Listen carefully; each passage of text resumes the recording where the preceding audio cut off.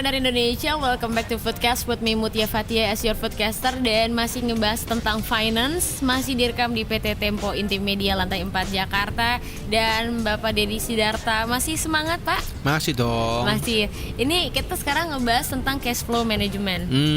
Ya, kita mungkin agak flashback dikit ke pebisnis pemula ya khususnya ya.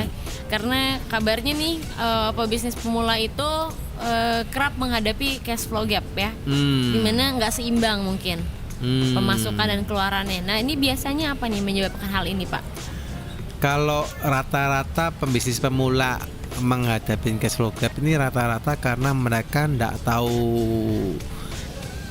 strateginya gitu ya. Bukan berarti nggak ngerti strateginya benar ya, enggak gitu ya. Cuma rata-rata kalau kita belajar 90% pembisnis ini kan rata-rata kepaksa gitu ya.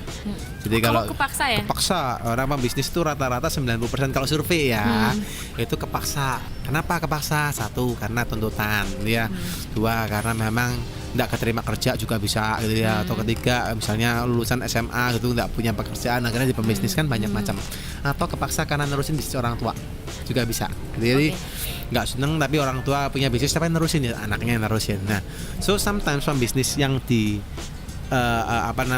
di lapangan kadang mereka ndak didukung dengan kemampuan atau ilmu daripada berbisnis.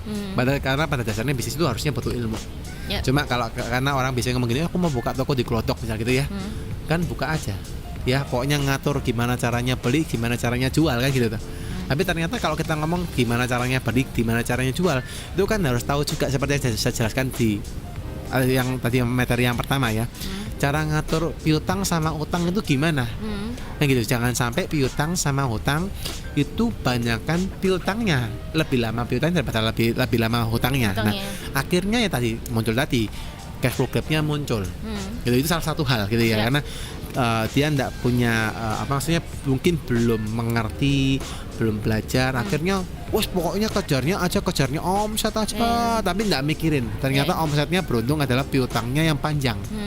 Nah mungkin, ini salah satunya gitu ya. Mungkin experience juga mempengaruhi. Sangat dong. Kemahiran ya, maksudnya kayak kadang-kadang kan kita tahu teori tapi pas diaplikasikan kok jadi kayak ribet gitu ya.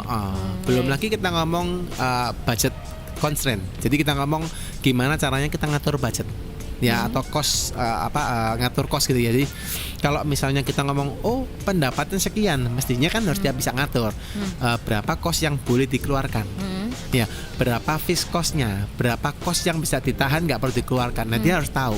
Jadi kalau kita ngomong pembisnis pemula, memang resikonya bukan hanya kita buat bisnis itu hanya asal bahasa yang gampang itu asal modal berani gitu ya. Nah, gitu juga, tapi harus ngatur. Oh ya, setelah saya punya bisnis, ya apa caranya dengan modal yang ada ini bisa saya putar tanpa saya perlu berhutang lagi. Itu goal awalnya dulu gitu ya. Setelah kita bisa muter tanpa berhutang lagi, berarti kan mikir toh, beli gimana, hutang gimana, budget cost-nya di mana. Otomatis cash flow yang gap tadi, rentang antara kebutuhan daripada cash flow dan cash yang ada beneran itu bisa diminimalisir. Bahkan sampai mungkin enggak ada cash flow gap. Gitu. Oke, boleh kasih tips dong gimana cara ngatur cash flow perusahaan supaya tetap sehat? Tetap sehat. Tips untuk cash flow tetap sehat. Yang pertama, perkecil namanya piutang. Itu yang wajib gitu ya. Jadi kalau di bisnis resto ini cukup enak loh Mbak Muti ya. Kalau di foodpreneur ini teman-teman foodpreneur ini karena rata-rata resto tunai ya.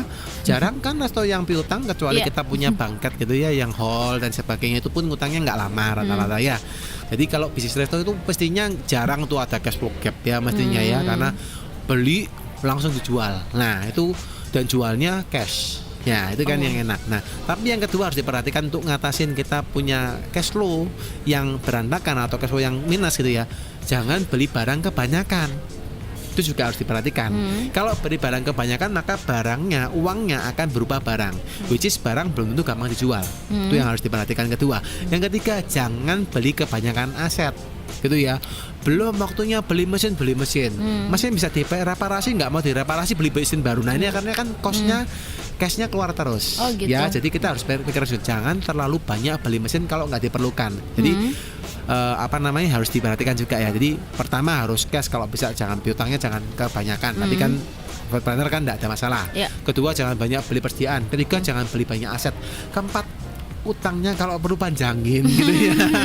Utangnya kalau perlu Utangnya panjangin panjangin, gitu ya. ya. Tapi kalau kedengaran sama supplier Anda, saya bisa digebukin nih ya. Kan gitu Bahaya ya. nih, bahaya. Soalnya utangnya dipanjangin, dia jadi pada diwa matang saya kan gitu ya. Kita ngomong utangnya sewajarnya saja Sewajar, ya. ya. Kelima adalah jangan keluarkan kos yang nggak perlu.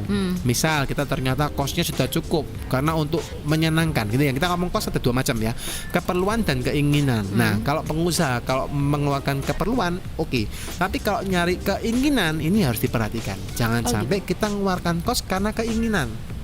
Misal kita buka restoran baru gitu ya, pakai nama CV gitu ya, restoran baru jalan, terus lihat ada mobil misalnya sekarang yang lagi booming, mobil X gitu ya, baru keluar harga sekian ratus juta, fiturnya banyak macam seperti mobil yang kelas mewah gitu ya, terus beli, dipakai nama CV, padahal CV-nya pun nggak banyak pengantaran, terus nggak perlu juga harusnya beli mobil, ternyata dia beli mobil. Alhasil adalah cash yang ada kesadaran untuk nyicil aset. Oh gitu. Ya, benar juga sih ya. Salah satunya. Terus kedua adalah nyicil bunga pinjaman. Jadi kita mestinya nggak perlu pinjam bunga pinjaman, akhirnya nyicil bunga pinjaman ini juga masalah juga. Jadi kita harus perhatikan itu. Jadi itu ada 5 hal ya tipsnya untuk mengatur tetap sehat. Intinya tuh harus tahu apa yang mau dibeli, apa yang tidak seharusnya dibeli. Yes. Seperti itu.